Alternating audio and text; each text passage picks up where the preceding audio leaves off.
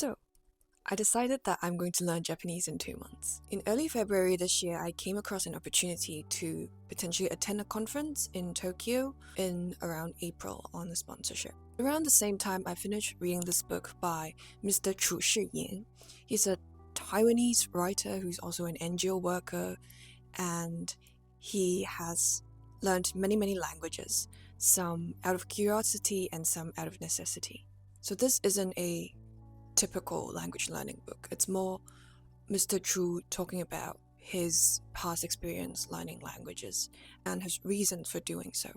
What has really struck me was his conviction that learning language is simple, anyone can do it, and it doesn't require any particular skill. It only requires determination and practice. And according to him, learning a language that shares similarity with a language that you already speak should only take around 3 months. One specific example that he gave in the book is that if you already speak Chinese, you should be able to learn Japanese in 2 to 3 months. I know, what big claims to make.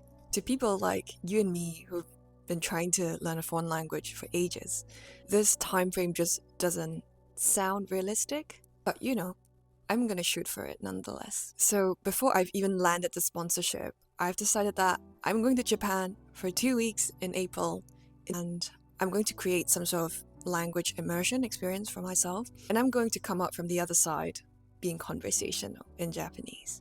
So if that happens in late April, it gives me roughly around 2 months to learn Japanese, enough to survive in Japan. And hence this series is born. So welcome to episode 1 of I Tried to Learn Japanese in 2 months.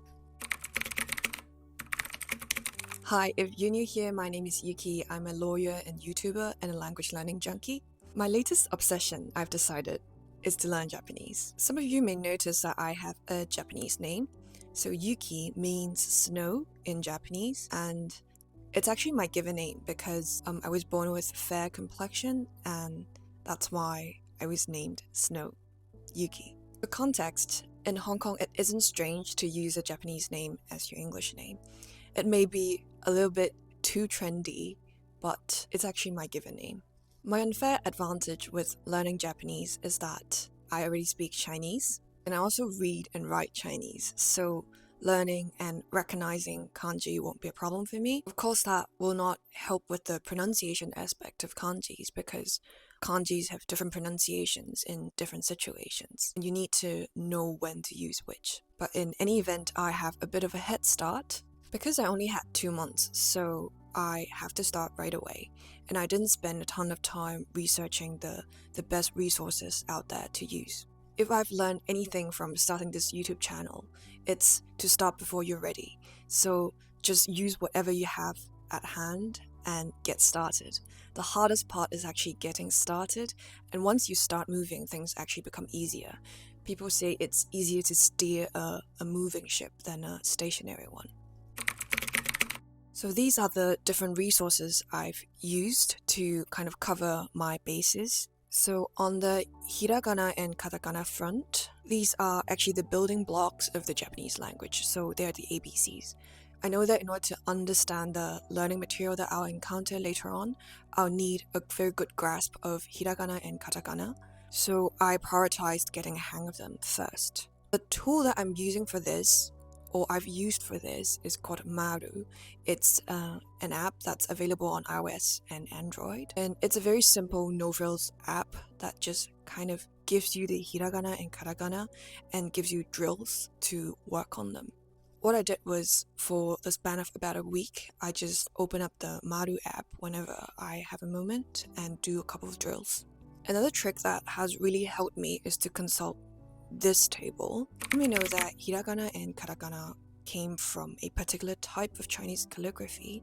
So because I already read Chinese, it really helps me to know which Chinese character the hiragana and katakana were derived from. This may be a useful tip if you also happen to know Chinese. Speaking. So I used the Pimsleur audio course to cover the speaking aspect. If you're not familiar, the Pimsleur course is actually an audio course. You're supposed to do 30 minutes per day on each consecutive day. The lesson each day introduces you to some new phrases and new words. You're asked to listen and repeat and engage in pretend conversations. I found it very useful in getting my tongue used to producing Japanese sounds, even though I'm essentially just talking to myself. The beauty of these courses is that you start making sentences very early on, and being able to formulate sentences and express yourself, even just a little bit, to say very simple things like "Mizu wo moraimasu ka?" Can I have some water? And being able to do that, even just a little bit, and being able to express yourself a little bit more each day is incredibly motivating. Vocab. So the Pimsleur app is actually very useful in getting you used to the flow of the language and also giving you airtime to practice your speaking. But it's actually very thin on the vocab and grammar side. To supplement my vocab learning, I've downloaded this app called Mesh. I haven't seen many people talking about it, but it's actually this self-contained app where you can purchase courses in Japanese. I found the paid courses actually quite expensive, but the good thing is they actually offer some free courses where you can take on basic vocab and basic grammar. So on the vocab front, I've started with a course that gives you 500 most commonly seen words at N5 level. And it offers courses like this from N5 all the way up to N1. So this is what I'm using for the vocab part. Grammar. So I've started a beginner grammar course on the Mesh app. The beginner level is free, so I've started 2 mini courses, one on nouns and one on adjectives. Each course contains 14 or 15 bite-sized classes, and each of those classes are divided into Introduction, which is a text-based explanation of the vocab and grammar items to come, and then Animation, where it shows a short animation of characters using the expressions that you've seen in the introduction part, and then Script, which gives you the script of the animation you've just seen, so then you can actually see which words were used, and then followed by a vocab test and a grammar test, which are multiple choice questions in audio format or fill in the blanks format for you to practice what you've just learned. I find them actually quite engaging and easy to go through, even if I've just got a couple of minutes. So that's what I'm using to learn vocab and grammar in the time fragments that I have whenever I have a moment.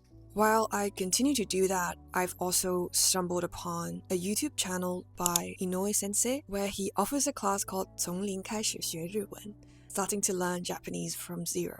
And I'm currently following along in that class. Inoue Sensei is a Japanese native who teaches Japanese in Mandarin, and he offers so much free resources on his YouTube channel, and if you speak Chinese, I'd really recommend that you give him a follow.